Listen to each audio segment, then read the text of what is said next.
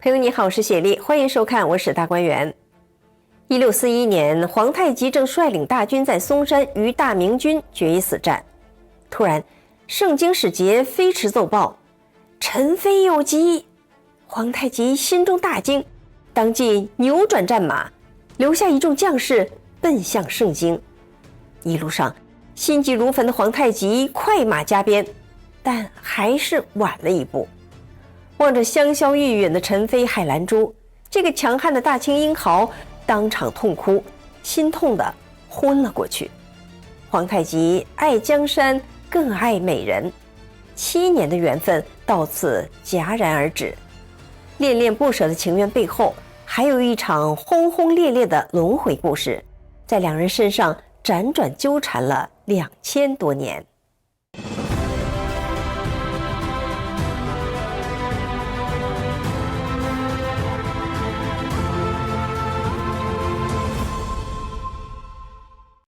在大清史上，皇太极能文善武，有贤明之称。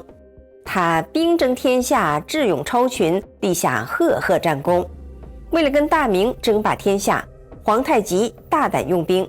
1629年，他避开袁崇焕把守的宁远，直接从喜峰口越过长城，直逼北京城下。袁崇焕急忙调兵救援，在北京广渠门外打败了皇太极。不料北京城里谣言四起，到处盛传袁崇焕与皇太极早就达成协议，甚至投降。这些谣言传到崇祯耳朵里，皇帝一声令下，以谋逆大罪凌迟处死了袁崇焕。在《清太宗实录·萧亭杂录》的记载中，都认为是皇太极设下反间计，导致崇祯中计。崇祯自毁长城，加速了大明灭亡。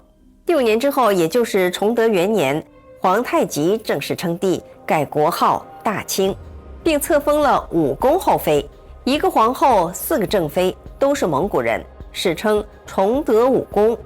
在崇德5宫中，他独宠海兰珠，赐封她为陈妃。海兰珠在满语中是爱惜、怜爱的意思。她是家中庶女，曾经嫁过人。有一年，她的丈夫曾向巫师询问子嗣的事，巫师摇摇头，没有多说什么。这个男人前脚刚走，巫师就自言自语地说：“海兰珠会生下别人的孩子，那个孩子会杀了他们。一个小孩又能怎么杀人呢？”但是好巧不巧，巫师的话被一个长舌妇听见了，那个女人便添油加醋，把听到的话传得沸沸扬扬。从那以后，海兰珠的丈夫经常毒打她，暴怒地问她：“我对你这么好，你为什么要背叛我？”海兰珠不明所以，却经常惨遭毒打。在一次机会下，海兰珠托人给哥哥吴克善送信，让他来解救自己。吴克善一接到消息，马上策马奔来，把那男子狠狠地揍了一顿，把受伤的妹妹领回了家，终结了他们的婚姻。娘家人一看，海兰珠身上全都是伤，还有鞭子抽打的痕迹，母亲心痛不已，从上师喇嘛那里讨了一些伤药给女儿疗伤。而海兰珠的心里也留下了很大的阴影，甚至当她看到高大的身影遮住她眼前的亮光，都会感到毛骨悚然。吴克善看到能歌善舞、性情开朗的妹妹变成了这样，也很痛心，平日里好好的呵护着她，生怕她再受到一点伤害。海兰珠的母亲向喇嘛哭诉女儿的遭遇，喇嘛慈悲地说：“让你女儿静心的念佛经吧，能愈合她的心灵。”从此以后，海兰珠便和喇嘛的侄女一起静心念经。这位喇嘛道行很高，知晓天下大事，也看到了皇太极和海兰珠之间的姻缘，于是选了一个日子，让侄女送走了海兰珠。临行前，喇嘛对海兰珠说：“命运会眷顾苦尽甘来的人。”那么等待海兰珠的又是怎样的命运呢？此时的蒙古草原迎来了一位很尊贵的客人，他就是皇太极。蒙古人热情好客，在宴席上载歌载舞，气氛十分的热烈。一名侍女怂恿海兰珠，把她拽到了欢乐的人群中。看着明亮的篝火，载歌载舞的欢乐气氛，海兰珠也随着众人跳起了欢乐的舞蹈。当皇太极在热情的舞蹈中握住海兰珠的纤手时，瞬间被眼前的美人征服了。海兰珠的手是温润的，眼神是明亮的，脸上的笑容是单纯的。皇太极紧紧握着她的手，一刻也不想再放开。世上漂亮的美人君子万万千，两人却在茫茫人海中一见钟情，只看见了彼此。海兰珠觉得眼前这位尊贵的客人掩去了王者的气象，笑意中满是温存，明明是豪雄，却又非常亲和。因为以前挨打的经历，海兰珠怕极了高大的身影，但她并不害怕眼前的客人。两人相握的手传递着彼此的心意。在场的吴克善目睹了这一切，当晚他做了一件很冲动的事，他让侍从在海兰珠喝的水中放了安神的东西，然后用薄毯把海兰珠逼到了皇太极的营帐中。而皇太极做了一件很仗义的事，他亲手把沉睡的海兰珠抱了回去，然后对吴克善说：我会堂堂正正地娶海兰珠为侧福晋，你亲自送她到我的府上。这一晚发生的事，沉睡的美人全然不知。海兰珠一生中遇到了2个爱护她的人，哥哥怕她嫁不出去，为她着急，把她打包送上门。皇太极对她一见钟情，誓言娶她，而且要娶得光明正大。皇太极离开之前，两人互赠信物，彼此看着对方，眼神是如此的炽热。后人开玩笑说，如果在他们中间出现一只皮厚的大犀牛，估计都会被他们眼神释放的炽热洞穿的。有句话说，男人爱不爱一个女人，看他愿不愿意给她一个家。在皇宫啊，皇帝爱不爱一个女人，就看给她的位分够不够分量。皇太极回到盛京，着手迎亲大事，把海兰珠娶回了家。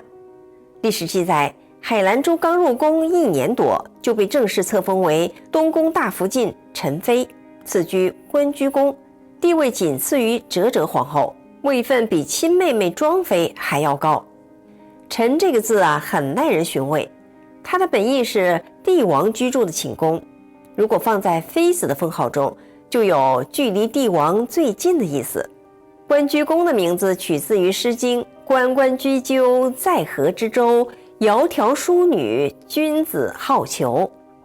有了这些寓意，可见皇太极对她的宠爱独一无二。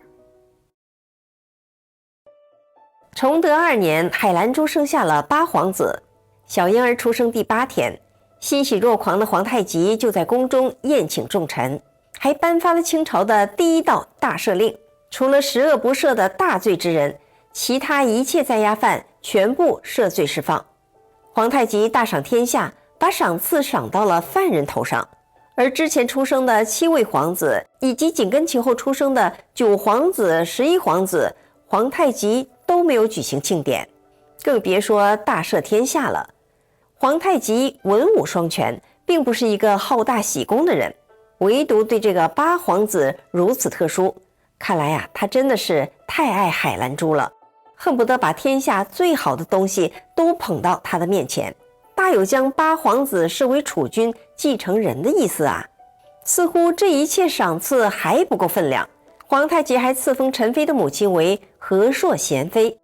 这份喜悦和殊荣也传到了海兰珠的家乡，蒙古各部首领亲自前来供奉贺礼。来祝贺的人群中就有喇嘛的侄女，也就是先前陪同海兰珠一起诵读佛经的那名女子。她带来了喇嘛的一封密信，呈给了中宫皇后哲哲。在崇德5宫中，哲哲身份尊贵，她是一位很刚强的皇后。像她这般刚强的女人，看了喇嘛的信后，心里大吃一惊，那信上究竟说了什么，让哲哲如此震惊？喇嘛在信中说，海兰珠生下的皇子很不吉利，昔日皇太极实施反间计，借着崇祯的手除掉了袁崇焕，那孩子就是袁崇焕转生的，是来讨债的。哲哲看罢密信，当即就烧毁了，不敢对外声张。他望着圣经喜气洋洋的气氛，心里却是惶恐不安，不知道八皇子会带来怎样的不祥。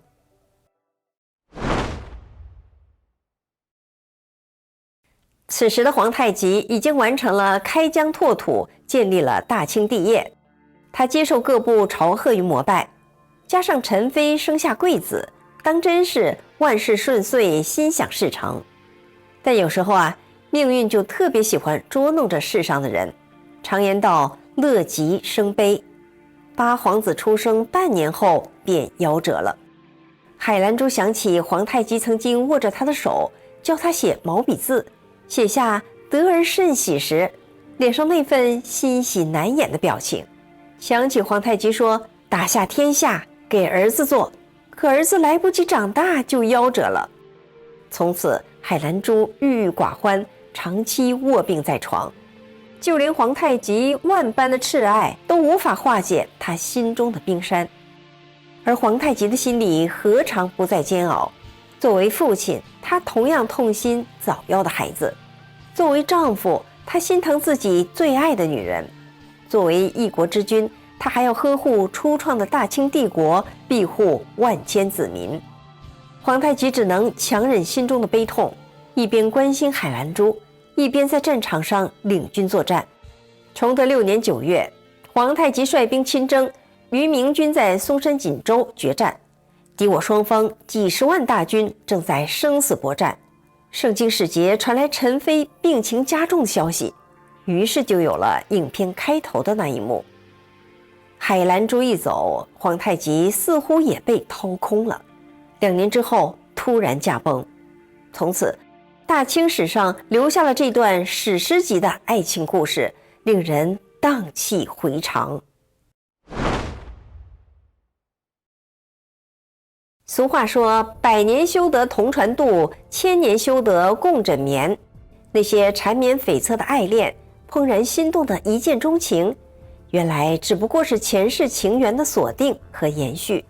有一位修行者修出了宿命通，看到了海兰珠和皇太极的前世今生。在2000多年前的匈奴剧本中，皇太极的前世是默毒单于，海兰珠的前世名叫蝶珠，是单于最心爱的女人。默毒志在成就大业而不恋情。这个强悍的匈奴君王有3爱：爱千里马，爱美人，爱江山。蝶珠是怎么死的呢？默毒制造了一种响箭，训练他的部下骑马射箭的本领，下令说，凡是我的响箭所射的目标，如果谁不跟着我全力去射击他，就斩首。在一次练兵时，默毒率先把箭射向了蝶珠，部将也随着射出响箭，瞬间这个女子就被射成了刺猬。蝶珠心怀怨恨，死有不甘。那一世的默毒单于只爱江山，不爱美人。轮回了200年后，在草原上，曾经的默毒单于转生为傅珠蕾单于，王者再次归来，而曾经的蝶珠换了容貌和装扮，成为大汉的和亲公主王昭君。在那一世的相遇中，傅珠蕾处处呵护着昭君，而昭君也在汉朝雄厚的实力支持下资助草原。那一世，2人携手完成了使命，使匈奴与汉文化结缘。傅珠蕾的前世不是还欠下了命债情债了吗？没错，这笔账欠了2000多年，也该买单结账了。就在科尔沁大草原从篝火晚会的那一晚，便开始了偿还之旅。皇太极对海兰珠的宠爱，这份不衰的宠爱一直持续了7年，前世的情债偿尽了，海兰珠便到别处转生了。世间那些缠绵悱恻的爱恋，只不过是神编排的剧本，留在史书上便输就了这段轰轰烈烈的爱情篇章。所谓美人气绝，英雄心碎，一切只不过是剧本安排，在世间上演的真人实景秀罢了。观众朋友，您是怎么看的呢？欢迎您在留言区发表您的看法。我是雪莉，感谢您的观看，我们下次节目再见。